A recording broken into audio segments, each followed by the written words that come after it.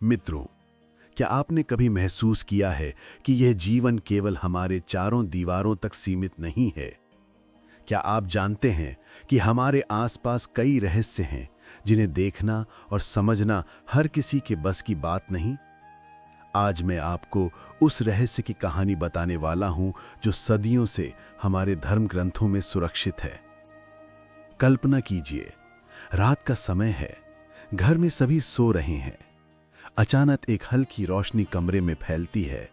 कोई देख नहीं सकता, लेकिन आप महसूस कर सकते हैं कि यह शक्ति आपके घर में मौजूद है।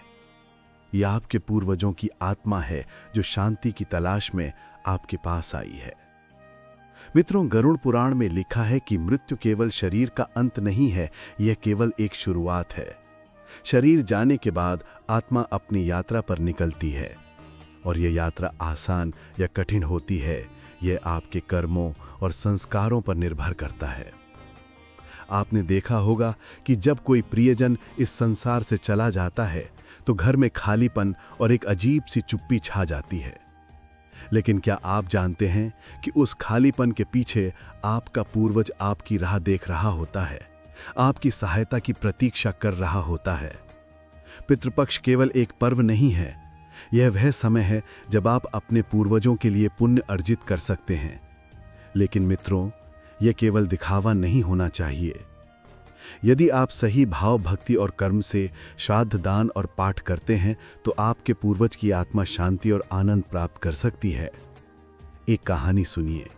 एक गांव में एक बुजुर्ग ने अपने जीवन के अंतिम समय में अपने परिवार को बताया कि मृत्यु के बाद आत्मा की यात्रा कितनी रहस्यमयी और महत्वपूर्ण होती है।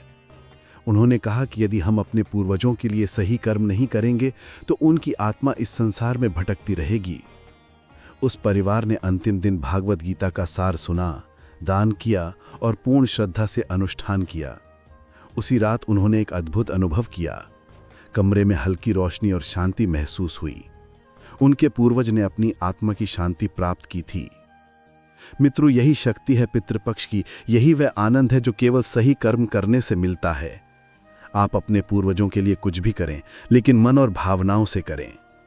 गरुड़ पुराण में लिखा है कि केवल कर्म करने से लाभ नहीं होता, बल्कि श्रद्धा और भक्ति के साथ किया गया कर्म ही आत्मा को शांति प्रदान करता है। कल्पना कीजिए, आपके द्वारा किए गए एक छोटे से दान, एक पाठ या एक अनुष्ठान की ऊर्जा उन आत्माओं तक पहुंचती है। यह अदृश्य है, लेकिन आप इसे अनुभव कर सकते हैं। यही रहस्य है जिसे हर भक्त को जानना चाहिए।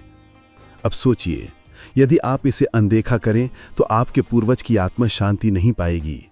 उनके पुण्य का लाभ आपके जीवन में भी नहीं आएगा।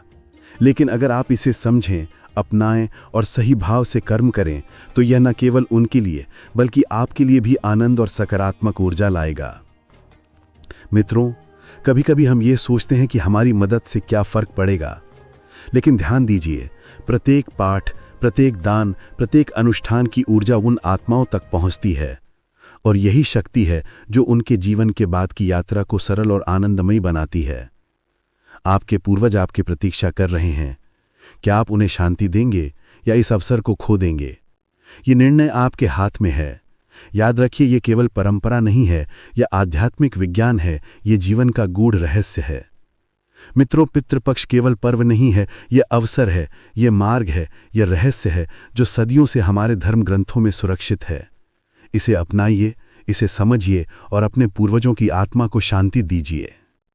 मृत्यु केवल शरीर का अंत है, आत्मा की यात्रा जारी रहती है, और आपके कर्म, आपके अनुष्ठान और आपके भाव उसकी यात्रा को सरल या कठिन बना सकते हैं। यही वह रहस्य है जो हर श्रद्धालु को जानना और अपनाना चाहिए।